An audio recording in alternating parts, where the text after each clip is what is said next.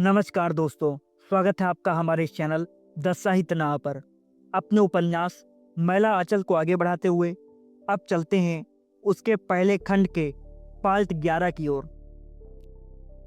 नहीं तोरा आहे प्यारी देग तरबैया से, नहीं तोरा पास में तीर जी। एक सखी ने पूछा कि हे सखी, तुम्हारे पास में ना तीर है ना तलवार, नहीं तोरा आहे प्यारी तेग तरबैया से, कौन ही चिजवा से मार लूं बटोहिया के धरती, लोटा बेला बेपीर जी। ई यह सुनकर जो औरत सदा ब्रिज पर मोहित थी बोली, सासू मोरा मरे हो, मरे मोरा बहनी से, मरे ननन जेठ मारे जी, मरे हमार सब कुछ पलिभरिया से, फंसी गईली प्रेम के डोर जी। इतना कहकर वह सदा ब्रिज के पास आई और पानी पिलाकर प्रेम की बातें करने लगी। आजू की रतिया हो प्यारे, यही बिताओ जी। तंत्रिमा टोली में सुरंगा सदा ब्रिज की कथा हो रही है। महंगू दास के घर के पास लोग जमा हैं।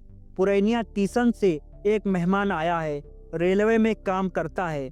तंत्रिमा टोली के लोग कहते हैं, खलासी है, खलासी जी सरकारी आदमी हैं।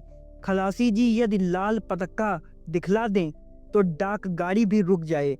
रुकेगी नहीं, लाल पतक्का देखते ही रेलगाड़ी रुक जाती है।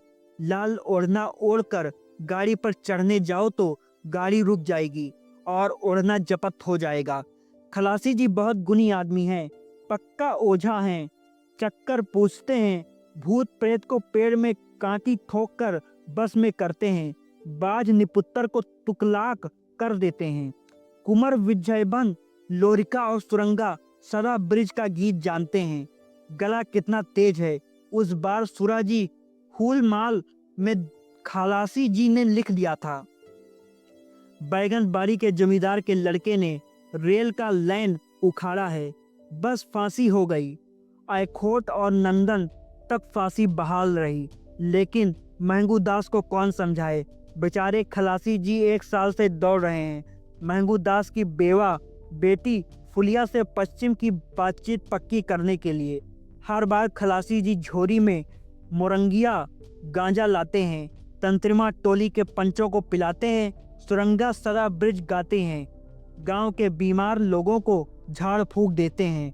उस बार उचित दास की डेरावाली को टुक ताक कर दिया।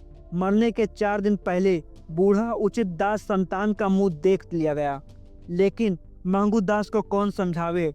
फिर खलासी जी लेन देन की बात भी करते हैं, 1 कौड़ी नगद न देंगे।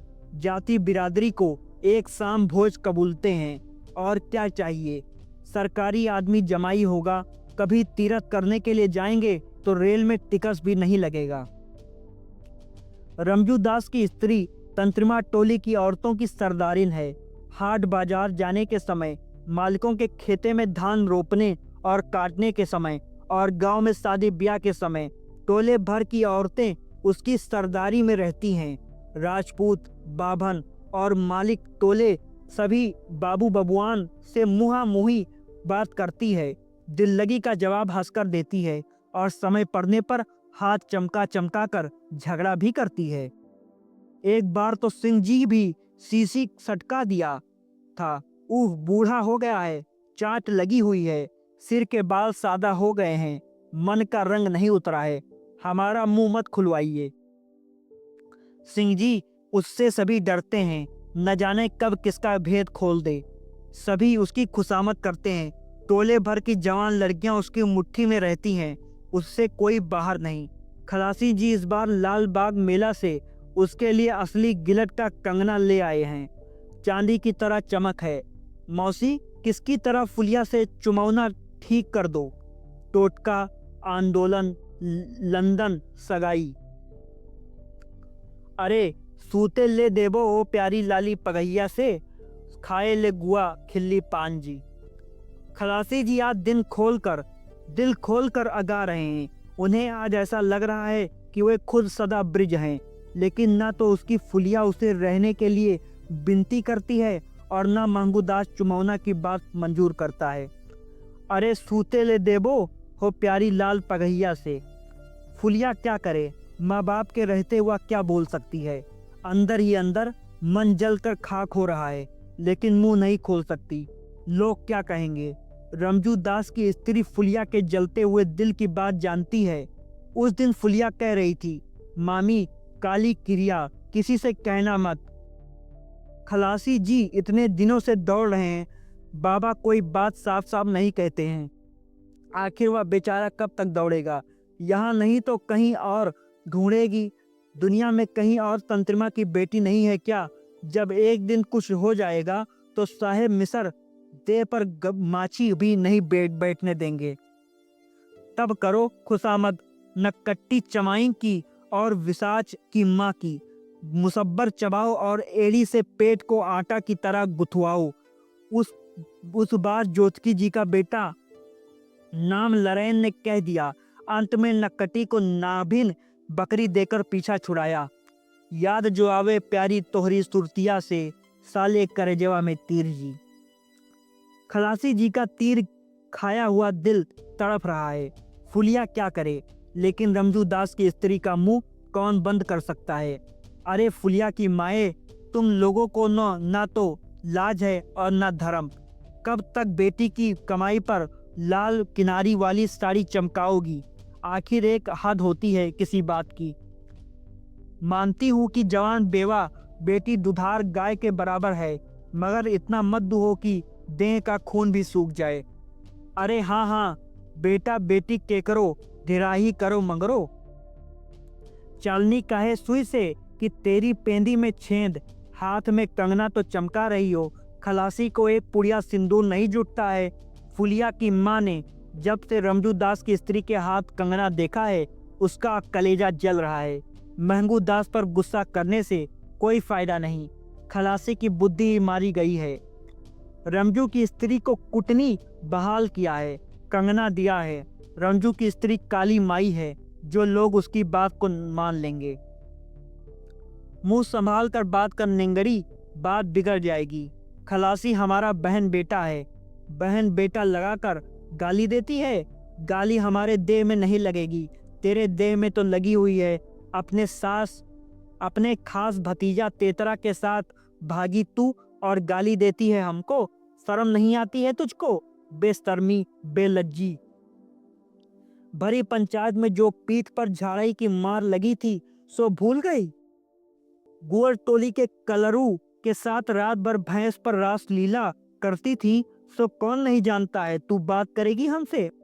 रे सिंघवा की रखेली, सिंघवा के बगान पर बम्बई आम का स्वाद भूल गई। तरबन्ना में रात रात भर लुका चोरी मही खोलती थी। गुरकावा बच्चा जब हुआ था तो गुर अक्खा सिंघवा से मुंह दिखौनी से में बोछी मिली थी, सो कौन नहीं जानता। इतना बार सुनते ही सदा ब्रिज फिर मुचरचित होकर धरती पर गिर पड़ा। महंगू दास के घूर के पास होने वाली सुरंगा सदा ब्रिज की कथा में औरतों के झगड़े से कोई बाधा नहीं पहुंचती है। औरतों के झगड़े पर यदि मर्द लोग आंख कान देने लगे तो हुआ, औरतों के झगड़े का क्या। अभी झगड़ा किया, एक दूसरे को गालियां सुनाई, हाथ चमका चमका कर गला फाड़ फाड़ कर एक दूसरे के गड़े मुए मुर्दे उखाड़े।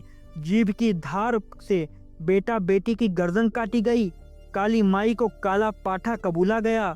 हाथ और मुंह को कोड़ कुष्ठ से गलाने की प्रार्थना की गई और 1-2 घंटे के बाद ही सफाई। मेल मिलाप हो गया।